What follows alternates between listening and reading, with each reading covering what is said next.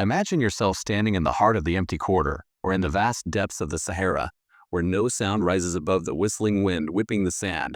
There, where the dreams of travelers evaporate and the resolve of the strong melts under a merciless sun, a distant silhouette appears. It moves with steady, rhythmic steps, neither rushing nor slowing, defying thirst, heat, and hunger with a strange, stoic calmness. This is the camel, the creature that explorers and scientists throughout history could find no better description for than the ship of the desert. But have you ever stopped to ask yourself, why a ship specifically? Is it just a poetic nickname, or are there biological? Is it just a poetic nickname, or are there biological and physical reasons that make this animal a complete piece of engineering? Designed to navigate the sea of dunes just as great vessels navigate the ocean waves? Today, we embark on engineering the ocean waves. Today, we embark on our longest and deepest journey to unveil the secrets of this miracle, and why the camel is considered the greatest survival engineer the earth has ever known. Let's begin our journey from the ground up, starting with those feet that strike the sand in silence. If you look at a camel's hoof, you will find it is not a hard, solid hoof like that of a horse. Instead, it is a wide, expandable leathery pad that ends in two small nails. The genius here lies in the fact that this pad spreads out the moment it touches the ground, increasing the surface area and distributing the camel's heavy weight. This is exactly the principle of snowshoes or wide tires. It prevents the legs from sinking into the soft sand that would swallow almost any other creature. Not only that, but the bottom of the foot consists of a very thick, calloused skin that protects it from sand temperatures that can reach 70 degrees Celsius, making it the only animal that can walk on what feels like burning coals without feeling pain. Moving up to the knees and chest, we find what are known as pedal pads, thick, tough, leathery patches that look like protective cushions. These cushions allow the camel to kneel with its full weight on the scorching sand without burning its body. They act as docking bases for the ship when it rests, elevating the rest of the body slightly to allow air currents to pass under its belly and cool it down. This is a natural cooling technology that predates modern air conditioning by thousands of years. The face is another tale of wonder. Look at the camel's eyes. You will find long, thick eyelashes arranged in two interlocking rows. These lashes are not for beauty. They are automatic curtains that block flying sand grains during storms without obstructing vision. Even more amazing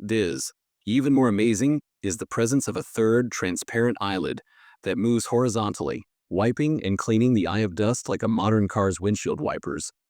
As for the nose, it is one of the greatest cooling devices in nature. A camel can close. It is one of the greatest cooling devices in nature. A camel can close its nostrils completely to keep sand out. But the true secret lies within. The nasal passages act as a vapor condenser. As the camel exhales, these passages absorb the moisture from the breath and cool it before it leaves the body, allowing the camel to reclaim every drop of water that would have been lost through breathing. Now, let's shatter the greatest myth in natural history, the hump. Many believe the hump is a water tank, but the scientific truth is much more fascinating. The hump is a massive energy reservoir containing concentrated fat. Why did the creator place this fat specifically in the hump? If this fat were distributed under the skin like in humans or bears, it would act as an insulator and trap heat inside the camel's body, causing it to die from heat stroke. Therefore, all the fat is gathered in one place on top, leaving the rest of the body lean and able to dissipate heat quickly. When the camel goes hungry, this fat is chemically converted into energy and water, allowing it to travel distances of up to 1,000 kilometers without a single bite of food.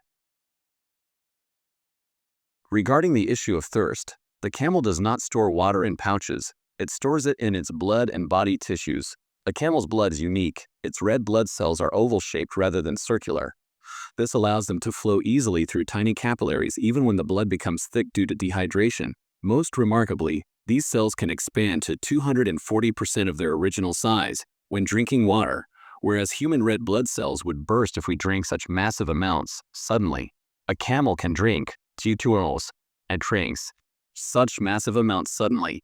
A camel can drink nearly 150 liters in mere minutes, enough to fill an entire bathtub without any ill effects. The brilliance doesn't stop there. It extends to the efficiency of the kidneys and intestines. A camel's kidneys are capable of concentrating urine until it becomes as thick as honey, ensuring not a single drop of water is wasted. Its droppings are so dry that Bedouins use them as fuel for fire immediately after they are expelled. Even the camel's tongue and mouth are lined with a hard, keratinized layer, allowing it to chew sharp desert thorns that could puncture car tires as if it were eating a piece of candy. This allows it to utilize food resources that no other creature would dare approach.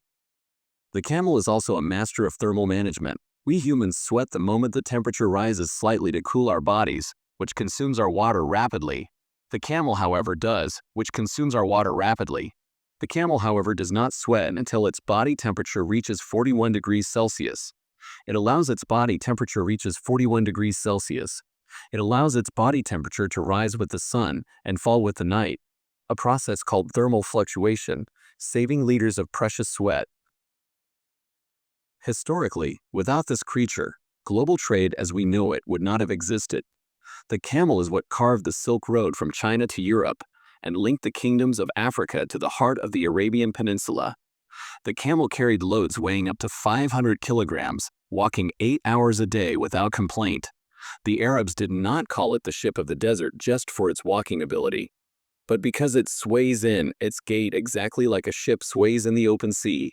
This is because of its pacing gait, where it moves both legs on the right side together, then both legs on the left side together, a movement that rests the camel but can be quite exhausting for an inexperienced rider. The relationship between humans and the camel is a relationship of existence. The camel was the dowry in marriage, the blood money in reconciliation, the provision in travel, the clothing in mal, the clothing in reconciliation, the provision in travel, the clothing in the cold from its wool, and the food from its milk and meat. And is the creature of which it was said, "If you eat, you are satisfied. If you ride, you reach the far distance. And if you load, you carry the heavy." In the Arabic language, there are more than 1,000 names for the camel, each describing a different state or age, reflecting the deep human fascination with this animal. In conclusion, when we look at a camel, we are not looking at just an animal, but at a complete biological laboratory that proves nature has solutions for every impossibility. The camel teaches us that patience is not just waiting, it is the smart management of resources and a quiet adaptation to the harshest conditions. It is the ship that needs no water, the compass that never loses its way, and the miracle it walks on 4 legs. Glory be to the Creator who perfected its form, making this creature a sign for those who reflect, and a ship for those lost in the endless seas of sand. Thank you for following this long journey, and we hope it has changed your perspective on this magnificent animal.